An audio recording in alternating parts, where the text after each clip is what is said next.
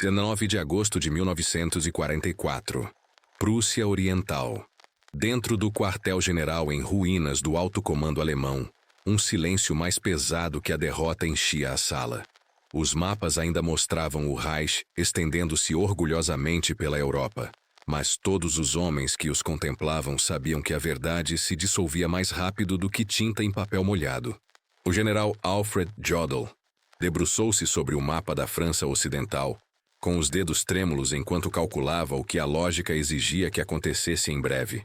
O exército de Patton havia avançado longe demais, rápido demais. Os americanos estavam a 640 quilômetros de sua base de suprimentos. Nenhum exército na história conseguiria sobreviver àquela distância. A guerra, por todas as leis matemáticas da guerra, deveria se corrigir. O inimigo pararia. O Terceiro Reich respiraria. Novamente. Mas além daqueles muros, milhares de motores já rugiam. Uma tempestade de faróis cortava a noite francesa, comboios intermináveis movendo-se para o leste. Os alemães nunca tinham visto tamanho desafio à física, tamanha loucura de movimento. Não era estratégia.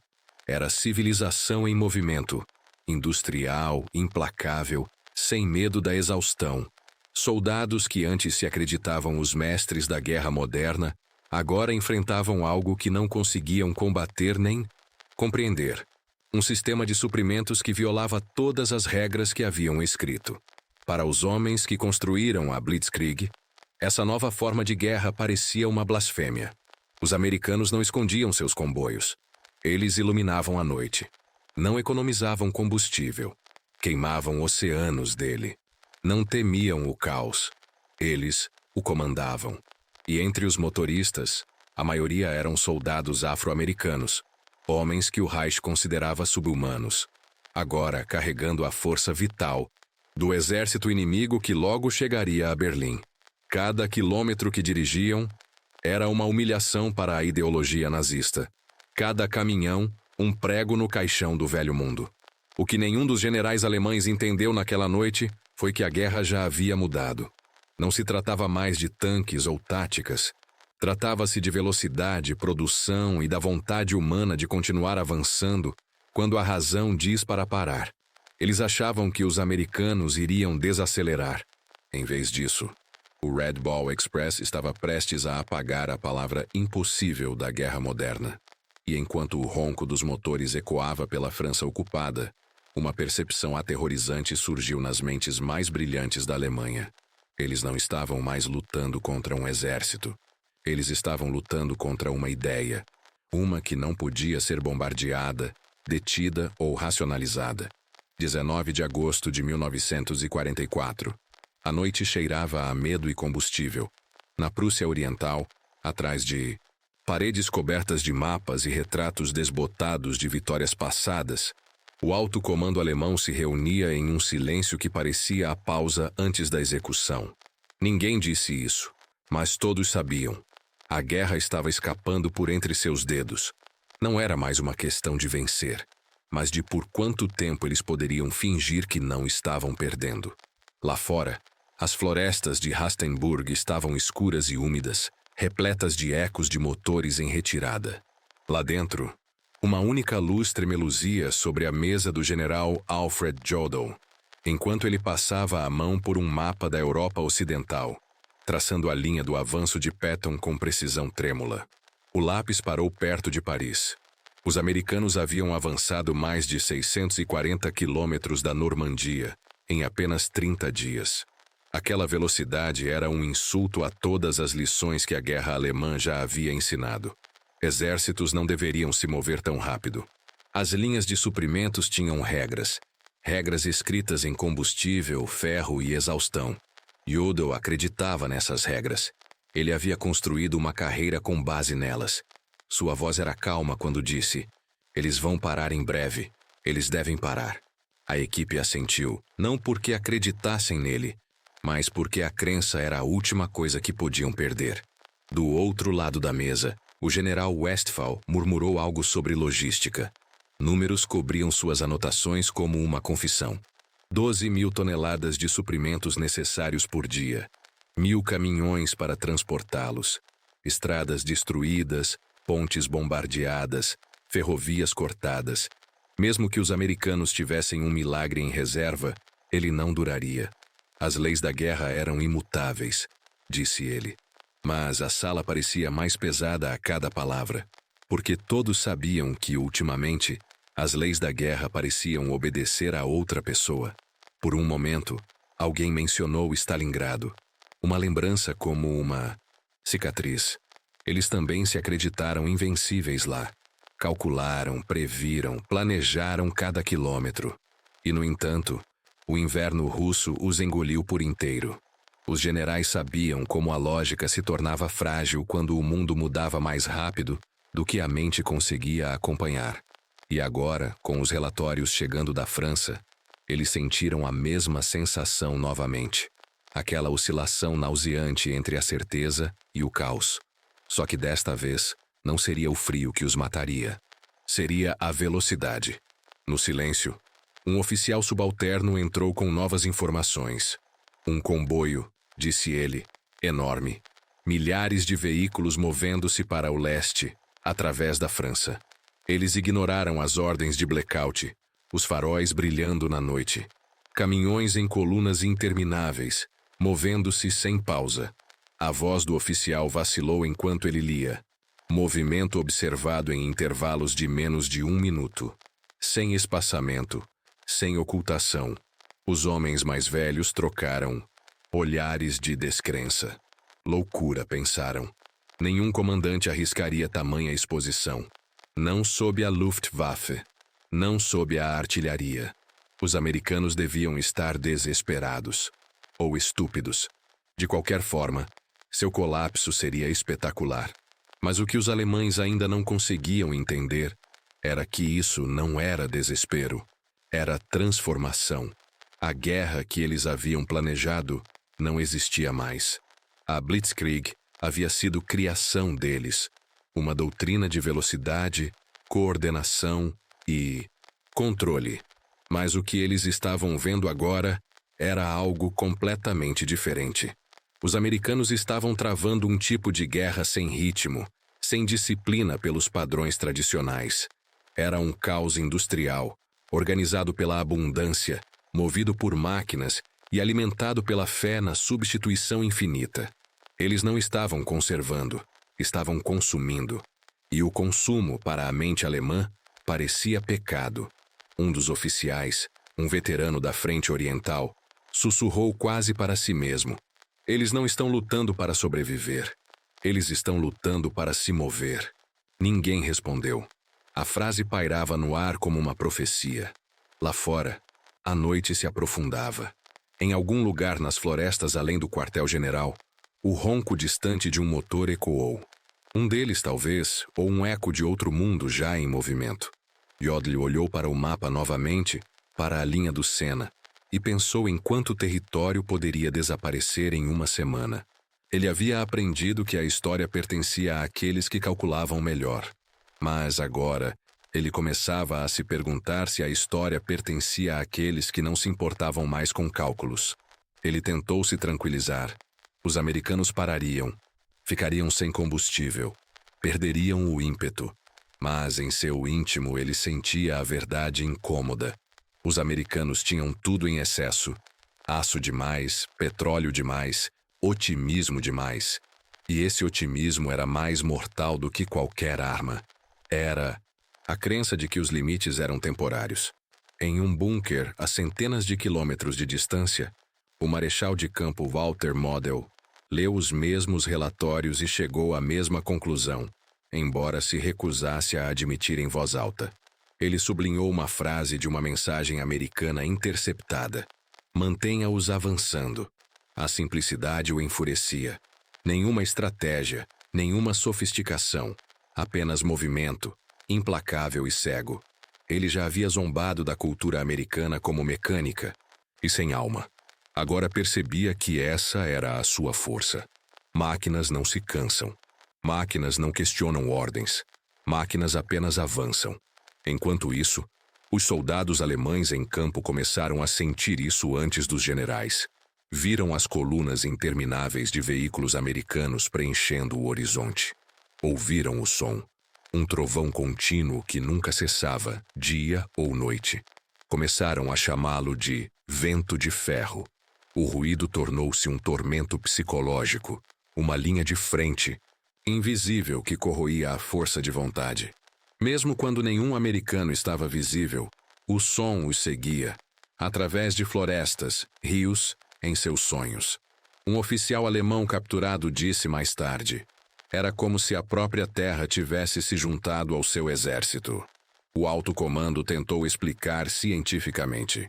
Estudaram o consumo de combustível, o desgaste dos pneus e as taxas de manutenção. Concluíram que os americanos estavam violando os limites físicos de suprimento. Entanto, a cada dia, novos relatórios chegavam. Patton avançando, divisões reforçadas, artilharia reabastecida, cidades caindo.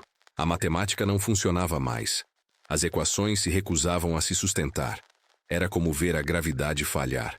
Então veio a revelação mais perturbadora de todas. Os condutores desses comboios, a força vital do avanço americano, não eram os soldados brancos e disciplinados que os nazistas haviam sido treinados para respeitar. Eram, em sua maioria, soldados afro-americanos, homens que a ideologia nazista considerava inferiores. E, no entanto, esses homens estavam alcançando o que o Reich havia declarado impossível. Cada quilômetro que dirigiam era uma refutação de 1000 páginas de teoria racista. Em Berlim, oficiais de propaganda debatiam se deveriam suprimir ou reinterpretar as informações. Como poderiam admitir que sua derrota estava sendo infligida pelas mesmas pessoas que sua ideologia tentara apagar da história? Os generais se recusaram a acreditar. Insistiram que os relatos eram exagerados. Mas a descrença é uma espécie de rendição. A cada hora que passavam negando o que estava acontecendo, o expresso da Bola Vermelha avançava mais 160 quilômetros em direção à Alemanha. No final daquela semana, Jodl não falava mais em vitória. Falava em contenção, em manter a linha, em sobreviver ao inevitável. Ele ainda usava suas medalhas, ainda assinava ordens com precisão mecânica, mas a convicção havia desaparecido. Ele vira algo que abalou o velho mundo. Uma visão de guerra que não pertencia mais à Europa, à aristocracia ou à hierarquia. Os americanos não estavam apenas travando uma batalha. Estavam demonstrando a filosofia de uma civilização. O movimento como destino. Nos dias seguintes, os mapas no quartel-general mudavam diariamente. Setas vermelhas que antes marcavam as ofensivas alemãs, agora eram linhas pretas de retirada. A frente não estava entrando em colapso. Estava se dissolvendo. Os generais pararam de discutir táticas. Em vez disso, começaram a fazer perguntas mais discretas. Como combater um inimigo que mede a vitória não pelo território, mas pela velocidade? Como derrotar uma nação que transforma o caos em ordem, o desperdício em força e o fracasso em ímpeto? Do lado de fora, outro comboio de caminhões rugia pelas estradas florestais. O som ficou mais alto, mais próximo, até parecer vibrar através das paredes do posto de comando. Jodl fechou os olhos por um momento. Quase conseguia ouvir o rugido da França. Um mar de motores avançando para o leste. Uma maré de civilização que nenhuma fortaleza conseguia conter. Pela primeira vez, ele compreendeu que a derrota da Alemanha não era apenas militar, era filosófica. Eles haviam perdido não apenas a guerra das armas, mas também a guerra das ideias. E quando o amanhecer surgiu sobre a Prússia Oriental, banhando o bunker com uma luz pálida e incerta, a compreensão caiu sobre o alto comando alemão como uma maldição. O Reich havia sido construído com base no controle, na precisão, na ordem. Mas seus inimigos haviam aprendido algo maior. Eles haviam aprendido a fazer o caos obedecer. Jodl olhou mais uma vez para o mapa, para as setas do avanço americano que se estendiam como veias pelo coração da Europa, e sussurrou palavras que ninguém na sala ousou repetir. Eles não estão avançando em direção a Berlim, disse ele. Eles estão avançando em direção ao futuro. A sala ficou em silêncio. Em algum lugar distante, os motores continuavam funcionando. A noite havia se tornado sua inimiga.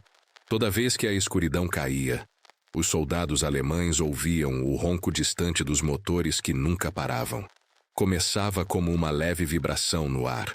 Depois se transformava em um trovão baixo que parecia vir de todos os lugares e de lugar nenhum ao mesmo tempo. Para os homens escondidos nas ruínas e florestas do norte da França, soava menos como caminhões e mais como o próprio tempo, uma força avançando, indiferente, imparável. Eles o chamavam de vento de ferro. Alguns sussurravam que não eram os americanos, mas o futuro que se aproximava, uma tempestade de metal e força de vontade. E para aqueles que acreditavam que o exército alemão era o mais avançado do mundo, aquele som quebrou algo dentro deles.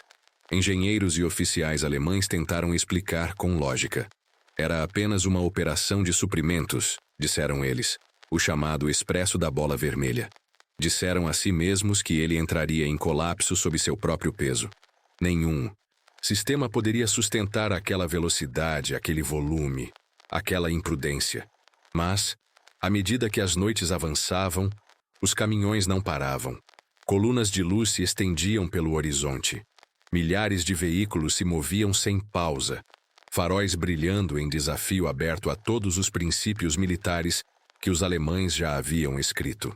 Para eles, era loucura. Para os americanos, era logística. Em todos os relatórios, os mesmos detalhes impossíveis se repetiam. Comboios a cada 5 minutos, 24 horas por dia. Combustível entregue mais rápido do que podia ser queimado. Pontes reparadas durante a noite. Estradas reconstruídas enquanto a batalha ainda estava em curso. Os oficiais alemães que estudavam os dados começaram a sentir uma espécie de vertigem. Era como se estivessem diante de uma nova espécie de guerra, uma que não dependia de disciplina ou tradição, mas da pura capacidade de se adaptar mais rápido do que o mundo poderia destruir. O Red Ball Express não era um exército. Era uma ideia em movimento. O que acontece com um soldado treinado para acreditar na precisão quando enfrenta um inimigo que vence no caos? Os alemães estavam começando a descobrir. Eles haviam construído uma máquina militar que valorizava a ordem, a obediência e a perfeição. Os americanos estavam vencendo com a imperfeição, com flexibilidade, barulho e risco. Cada caminhão quebrado era simplesmente substituído. Cada motorista perdido era substituído. Todas as regras de guerra que os alemães consideravam sagradas estavam sendo ignoradas. E, no entanto, o sistema funcionava. Nas florestas perto de Chartres, um tenente alemão capturado observou um comboio passar por 1 hora sem deixar uma única brecha. Mais tarde, durante o interrogatório, ele disse algo que ninguém esqueceu. Percebemos então que não éramos mais homens de combate.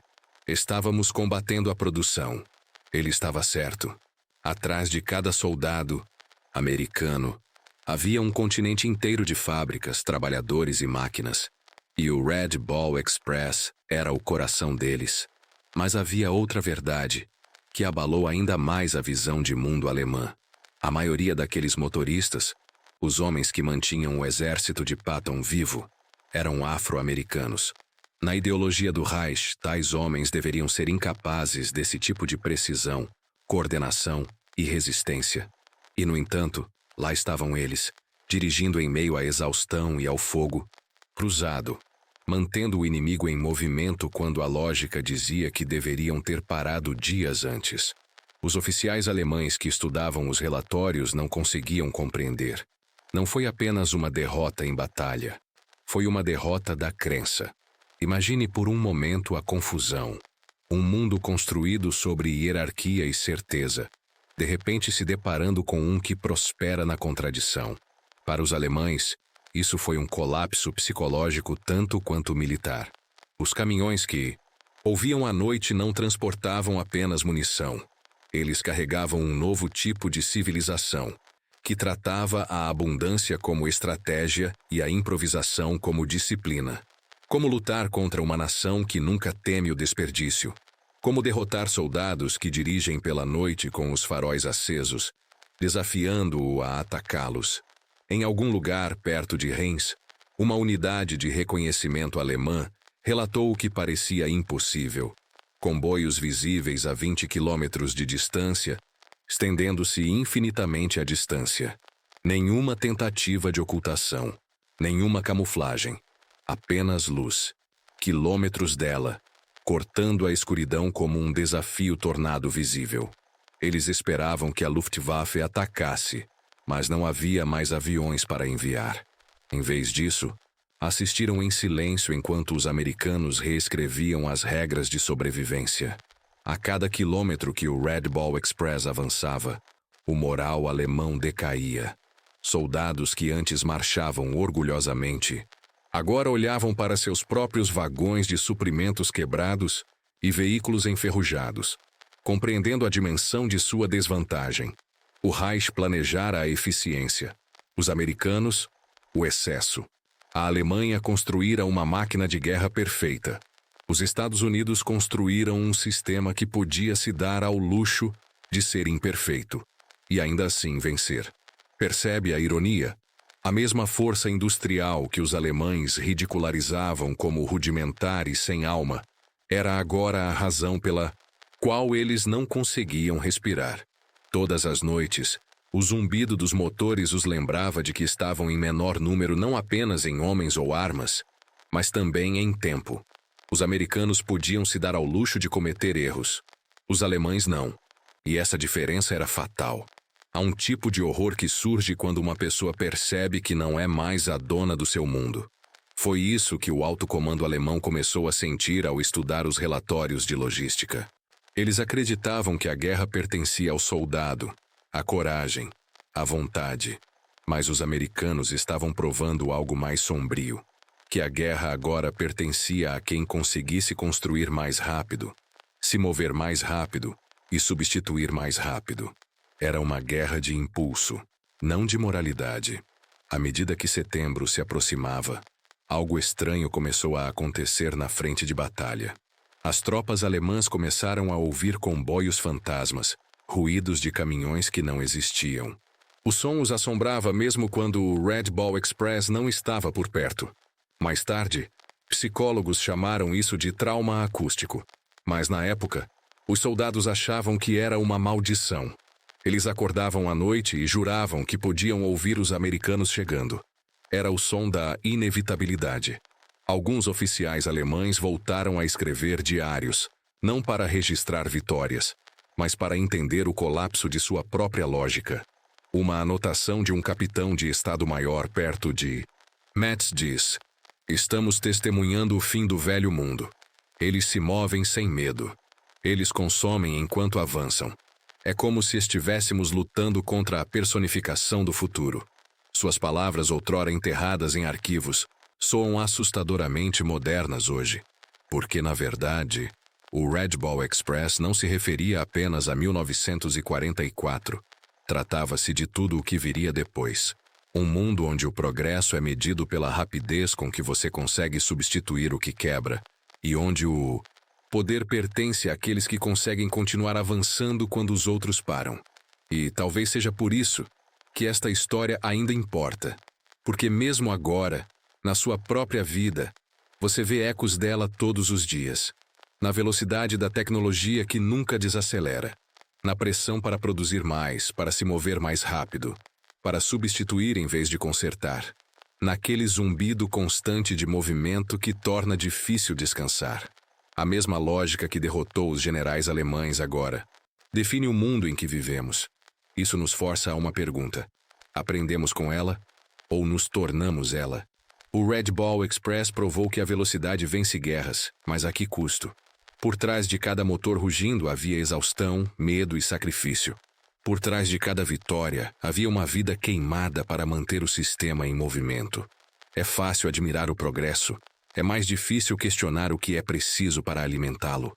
Antes de partir, deixe esta história ficar com você. Porque a história não é apenas o que aconteceu, mas o que continua acontecendo. Se esta narrativa fez você sentir o pulso dessa história, a pulsação daqueles motores que mudaram o mundo, então não a deixe desaparecer. Clique no botão vermelho no canto da tela. Junte-se a nós enquanto continuamos a descobrir as verdades esquecidas que moldaram o nosso presente. Cada história como esta nos lembra que o progresso tem um preço, e compreendê-lo é a única maneira de garantir que nunca mais o paguemos cegamente. O ar em Berlim estava mais pesado em setembro de 1944. Os mesmos homens que antes gritavam sobre o destino, agora sussurravam sobre atraso, retirada e sobrevivência. Os relatórios vindos da frente ocidental não eram mais sobre vitórias ou contraofensivas, mas sobre algo muito mais perturbador, algo que desafiava os próprios fundamentos da ideologia nazista. O Red Ball Express não apenas desafiou a logística alemã, também humilhou a crença alemã. Nos grandes salões de comando, oficiais liam relatórios de inteligência com incredulidade. A maioria dos motoristas que abasteciam o avanço de Patton eram soldados afro-americanos. Na hierarquia racial do Reich, esses homens deveriam ser incapazes de disciplina, incapazes de coordenação moderna, incapazes de sustentar um milagre militar. E, no entanto, eles estavam fazendo exatamente isso. Esses eram os homens que mantinham o Terceiro Exército vivo, o mesmo exército que agora ameaçava a fronteira alemã. Cada quilômetro de suprimentos que entregavam era um golpe na mitologia que havia construído o Reich. Uma mitologia de superioridade que agora se desintegrava sob o peso da realidade. Um oficial alemão, educado nas doutrinas da ciência racial, confessou mais tarde que os relatórios de inteligência pareciam uma traição pessoal. Era como se o universo tivesse se voltado contra nós, disse ele em seu depoimento pós-guerra. A máquina de propaganda em Berlim tentou esconder isso. Alegaram que o Red Ball Express era um exagero americano, um mito criado para elevar o moral. Mas na linha de frente ninguém podia negar a verdade. Eles viam os comboios intermináveis, ouviam as locomotivas intermináveis e sabiam que estavam testemunhando uma guerra travada por uma civilização que havia ultrapassado os limites da ideologia. Naquele momento, o exército alemão, outrora modelo de eficiência, estava faminto. Suas divisões consumiam menos de 1/10 do combustível disponível para um único corpo americano. Unidades inteiras foram imobilizadas por falta de gasolina. Tanques, o orgulho da Wehrmacht, permaneciam abandonados em estradas florestais, com suas tripulações enviadas para lutar como infantaria. Uma divisão Panzer precisava de cerca de 300.000 litros de combustível por dia para operar. Os americanos queimavam 10 vezes essa quantidade apenas para manter seus caminhões em movimento. Para os oficiais alemães que mediam a guerra pela escassez, isso era insanidade. Para os americanos, era normal. O Red Ball Express consumia 300.000 galões de gasolina diariamente para suas próprias operações. Mais combustível do que todo o exército alemão na frente ocidental recebia em uma semana. No entanto, os suprimentos nunca paravam. Todas as noites, milhares de motoristas, jovens, exaustos, muitas vezes adolescentes, rumavam para o leste pelas estradas maltratadas da França. Dormiam 2 horas seguidas, muitas vezes em seus caminhões, e voltavam a dirigir antes do nascer do sol.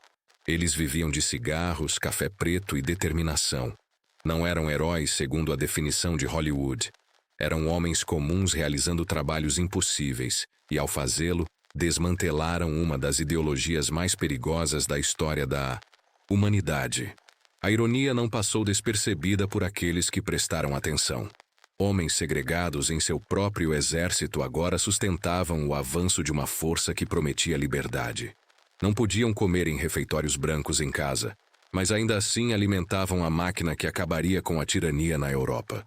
Alguns deles pintaram nomes em seus caminhões: Pesadelo de Hitler, Trovão Negro, Expresso de Detroit. Cada nome se tornou um símbolo de desafio, não apenas contra o fascismo, mas contra a própria história. Enquanto isso, na Prússia Oriental, o general Heinz Guderian recebeu relatórios que o deixaram furioso. Os americanos transformaram suprimentos em estratégia. Cada ponte destruída foi substituída em menos de um dia. Cada linha ferroviária destruída foi reconstruída ao amanhecer. Onde os alemães viam obstáculos, os americanos viam problemas de engenharia a serem resolvidos.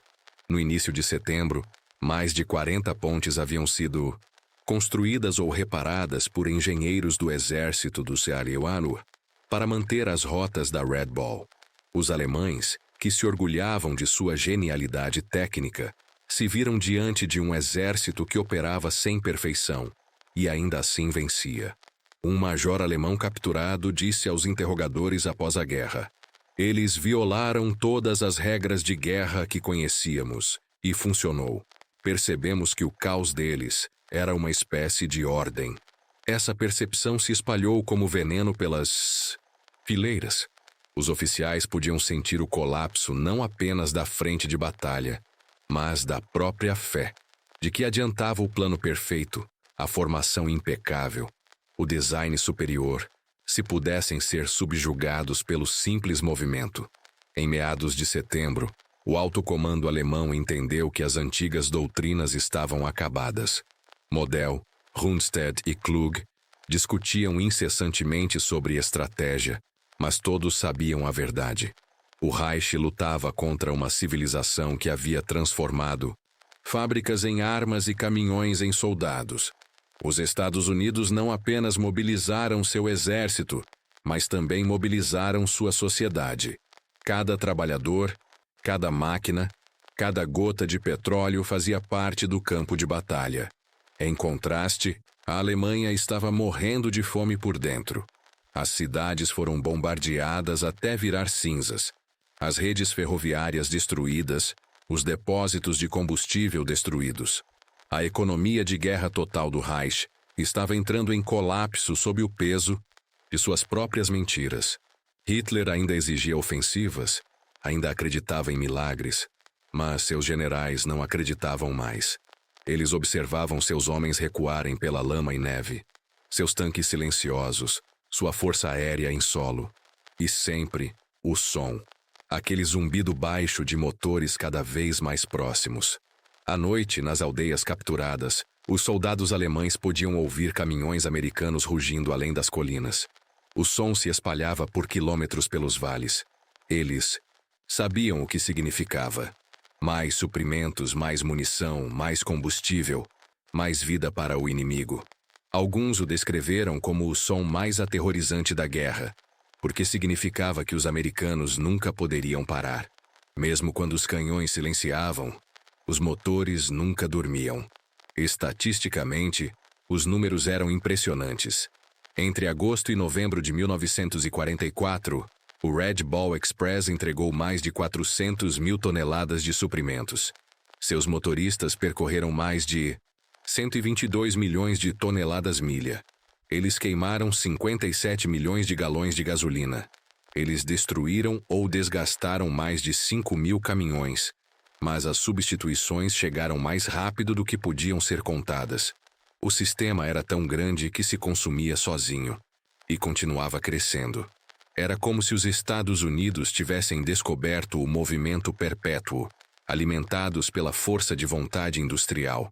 Os alemães tentaram reproduzi-lo. No inverno de 1944, durante a ofensiva das Ardenas, eles tentaram uma rede logística semelhante usando veículos americanos capturados. Eles a chamaram de Operação Grave. Em poucos dias, ela fracassou. O combustível acabou. Os caminhões quebraram. Os motoristas não conseguiram manter o ritmo. Eles tentaram imitar o sistema sem entendê-lo. O Red Ball Express não se tratava apenas de caminhões. Tratava-se de cultura. Os americanos acreditavam em movimento. Os alemães acreditavam em controle. E na guerra moderna, o movimento vence. Quando chegou o inverno, o Red Ball Express não parou. As temperaturas caíram abaixo de zero, as estradas congelaram e a neblina cegou os motoristas. A doutrina alemã declarou que a logística sobre rodas era impossível abaixo de 10 graus Celsius negativos. Os americanos continuaram dirigindo. Acorrentaram os pneus, despejaram álcool nos radiadores e seguiram em frente pela neve e granizo. Para os oficiais alemães que assistiam, parecia sobrenatural, como se os próprios elementos os tivessem traído. No início de 1945, tudo havia acabado. O Red Ball Express não era mais apenas uma rota de suprimentos. Tornou-se uma metáfora para o século seguinte. Representava a vitória da indústria sobre a ideologia, do movimento sobre a maestria. E nessa vitória havia um aviso que o mundo passaria décadas tentando entender. Após a guerra, generais alemães capturados foram questionados sobre o que mais os surpreendera nos americanos. Suas respostas foram quase idênticas. Não os tanques, não os aviões, os caminhões. Os infindáveis caminhões comuns. Um marechal de campo resumiu de forma simples: nós nos preparamos para tudo, exceto para a capacidade deles de se movimentar. Outro disse: perdemos para uma civilização, não para um exército. Seu orgulho havia desaparecido, mas sua clareza era perfeita. O que eles testemunharam não foi apenas o fim do Reich, mas o fim de uma era. A última vez que uma nação acreditou que poderia vencer apenas pela precisão. O novo mundo pertenceria àqueles que pudessem improvisar, produzir e perseverar. Os americanos não foram soldados perfeitos, mas foram incansáveis, e isso bastava. O Red Ball Express provou que o futuro da guerra e da própria civilização pertencia àqueles que conseguiam transformar o caos em impulso. A história não terminou em 1944. Muitos dos motoristas do Red Ball voltaram para casa e mudaram os próprios Estados Unidos. Tornaram-se caminhoneiros, engenheiros e empreendedores. Ajudaram a projetar o sistema de rodovias interestaduais. Construíram a espinha dorsal da logística moderna, a máquina invisível que move o mundo. Sua experiência na França lhes mostrou o que a mobilidade poderia alcançar. E eles levaram essa lição para a paz. Em uma ironia silenciosa, o mundo que emergiu após a guerra ainda segue o ritmo daqueles motores. Comércio global, produção em massa, movimento constante. Todos são descendentes do expresso da bola vermelha. A mesma energia que esmagou o Reich construiu a era moderna. É tanto triunfo quanto alerta. Porque o movimento nunca para. Ele apenas acelera. E em algum lugar, nessa aceleração, ainda podemos ouvir o eco de 1944, o zumbido dos caminhões se movendo pela noite, carregando não apenas suprimentos, mas o próprio futuro. Abril de 1945. As estradas para Berlim estavam cheias de fantasmas. Tanques queimavam silenciosamente ao lado de campos que antes eram verdes. Vilas não tinham mais nomes. Apenas coordenadas. A guerra que começara com a promessa de um império milenar estava terminando em poeira, barulho e descrença. Para aqueles que lutaram pelo Reich, não havia mais glória a qual se agarrar. Apenas o som de motores se aproximando do oeste. Não era um exército que estava chegando, era a própria história. Nas salas destruídas dos bunkers de comando, os últimos oficiais alemães estudavam mapas que não importavam mais. O Red Ball Express havia cumprido sua missão meses antes. Carregava o poder que os destruíra, o combustível inesgotável de uma civilização que nunca parava. Cada litro de gasolina, cada pneu sobressalente, cada ponte consertada, havia sido um prego no caixão do velho mundo. Os homens que antes se acreditavam escolhidos pelo destino agora assistiam ao colapso da certeza. O império construído sobre hierarquia e obediência havia sido esmagado por um mundo construído sobre velocidade, produção e movimento. Para alguns, essa percepção chegou tarde demais. Nas ruínas de Magdeburg, um jovem tenente alemão escreveu em seu diário: "Não perdemos para as armas deles, perdemos para a vontade deles de continuar." Essa frase sobreviveria a ele. Ele foi morto 2 dias depois por fogo de artilharia fornecido pelos mesmos caminhões que ele temia. Mas suas palavras capturaram o que nenhum relatório geral conseguiria: a verdade psicológica da derrota. Os americanos não apenas derrotaram o Reich militarmente, Eles provaram que o futuro pertencia àqueles que se recusaram a parar de se mover, mesmo quando a razão os obrigava. Quando as tropas americanas entraram na Alemanha, encontraram mais silêncio do que resistência. Estradas que antes transportavam divisões Panzer agora transportavam refugiados. Cidades que antes ecoavam discursos agora sussurravam fome. Mas o maior silêncio estava na mente daqueles que acreditaram. A ideologia que prometia invencibilidade havia se transformado em pó. Durante anos, disseram a eles que eram a raça escolhida, os mestres da modernidade. Agora, enfrentavam a verdade de que a modernidade os havia deixado para trás. Em salas de interrogatório, generais alemães tentaram explicar sua derrota. Falaram de escassez de combustível, linhas de suprimento rompidas, destruição de infraestrutura. Mas quando perguntados sobre o que realmente os derrotou, a maioria deu a mesma resposta: logística. Os americanos haviam dominado algo que ia além da estratégia. Eles aprenderam a fundir a determinação humana com o movimento mecânico, a transformar a indústria em instinto. Eles transformaram a guerra em um sistema, disse um oficial capturado. E uma vez que o sistema se movia, nada poderia detê-lo. No entanto, por trás dessa explicação técnica, havia algo mais humano. Os americanos lutaram com uma fé que nenhum cálculo poderia mensurar. Os motoristas do Red Ball Express enfrentaram fadiga, medo e discriminação, mas nunca pararam. Sua coragem não nasceu da ideologia, mas da necessidade. A simples compreensão de que, se não se movessem, outros morreriam. Esse tipo de determinação assustou os alemães mais do que qualquer arma. Era a prova de que o mundo não pertencia mais àqueles que comandavam, mas àqueles que perseveravam. Na Europa do pós-guerra, aqueles que sobreviveram carregavam uma estranha mistura de vergonha e fascínio. Eles foram derrotados, mas também testemunharam o nascimento de algo novo. Muitos deles admitiram mais tarde que a guerra lhes abriu os olhos. O Reich acreditava que a força vinha da pureza, da ordem, do controle. Os americanos mostraram que a força vinha da diversidade, do caos, do propósito coletivo. Era uma verdade que remodelaria todo o planeta nas décadas seguintes. Após a rendição, com o início da ocupação, os civis alemães assistiram aos americanos reconstruírem o que haviam destruído. Estradas, pontes, hospitais e até escolas.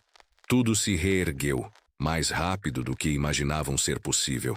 Os mesmos caminhões que outrora transportaram a morte pela França, agora transportavam alimentos e remédios pela Alemanha.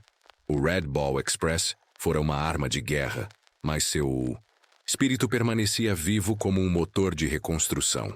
Para muitos alemães, essa foi a lição mais humilhante de todas. As mesmas mãos que os haviam esmagado estavam agora reconstruindo seu futuro. O tempo passou, e as memórias da derrota se tornaram história. Mas para aqueles que a viveram, o som dos motores nunca desapareceu. Eles ouviam um caminhão em uma estrada distante e sentiam o peito apertar, lembrando-se da vibração no ar, do zumbido interminável que outrora sinalizava a aproximação do inevitável. Não era mais ódio que sentiam, mas algo mais próximo da compreensão. O Red Ball Express não havia apenas trazido o fim de uma guerra. Havia trazido o início de um novo mundo. Hoje, quando olhamos para trás, para aqueles anos frequentemente vemos a guerra como uma série de batalhas e datas. Mas por trás de cada vitória e derrota, havia escolhas humanas, que mudaram o rumo da civilização. Os homens que dirigiam aqueles caminhões provavelmente não se consideravam heróis. Estavam cansados, mal pagos e, muitas vezes, desvalorizados. Mas sua resistência tornou-se a vitória silenciosa que definiu uma era. Eles não buscavam poder ou glória. Buscavam a conclusão, terminar sua rota, entregar o que era necessário, continuar avançando, não importa o que acontecesse. Em sua persistência, representavam a resiliência da própria humanidade. Se há uma lição a ser tirada da perspectiva dos derrotados, é esta. A arrogância sempre desmorona sob o peso da humildade. O Reich acreditava que poderia dominar por meio da superioridade. Foi destruído pela persistência. Acreditava no controle. Foi derrotado pela adaptabilidade. E acreditava na hierarquia. Foi desfeito pela unidade. Isso não é apenas história. É um espelho. Porque cada geração enfrenta a mesma pergunta. Repetiremos a cegueira daqueles que se acreditavam invencíveis, ou nos lembraremos de que a resistência e a compaixão são mais fortes que o orgulho? Quando os oficiais alemães deram suas últimas entrevistas após a guerra, seu tom não era nem desafiador nem apologético. Era reflexivo. Um disse: "Não entendíamos o mundo contra o qual lutávamos. Pensávamos que estávamos lutando contra exércitos, mas estávamos lutando contra civilizações." Outro acrescentou: "Os americanos venceram porque acreditaram no amanhã. Nós só acreditamos em nós mesmos." Essas palavras, ditas na derrota, carregam mais sabedoria do que qualquer discurso de vitória, porque nos lembram que o poder de uma nação não reside no que ela controla, mas no que ela cria. E talvez esse seja o legado do Red Ball Express, não os quilômetros que viajou, nem as toneladas de suprimentos que transportou, mas a ideia que representava, que o progresso não pode ser interrompido pelo medo e que a humanidade avança quando as pessoas comuns se recusam a desistir. Para os perdedores daquela guerra, essa constatação foi dolorosa, mas também lhes deu esperança. Se um sistema construído sobre o ódio pôde cair, talvez algo melhor pudesse surgir em seu lugar. À medida que os motores da história continuam a rugir em nosso tempo, em nossas tecnologias, nossas indústrias, nosso cotidiano, devemos nos lembrar do que aqueles últimos dias ensinaram ao mundo. Movimento sem sentido leva apenas à exaustão, mas movimento com propósito pode reconstruir tudo. O Red Ball Express provou que, mesmo nos momentos mais sombrios, o próprio movimento pode ser um ato de fé. E agora, ao terminar esta história, deixe que ela mova algo dentro de você. Se esta jornada pelos olhos dos derrotados o fez refletir, se o fez sentir o lado humano da história, então continue conosco. Clique no botão vermelho abaixo para se inscrever. Curta este vídeo para ajudar outras pessoas a descobrirem essas perspectivas esquecidas e compartilhe seus próprios pensamentos ou perguntas nos comentários, mesmo anonimamente se desejar. Porque a história não se trata apenas de lembrar o passado, trata-se de entender como nos tornamos quem somos. E juntos, podemos garantir que essas lições nunca sejam esquecidas.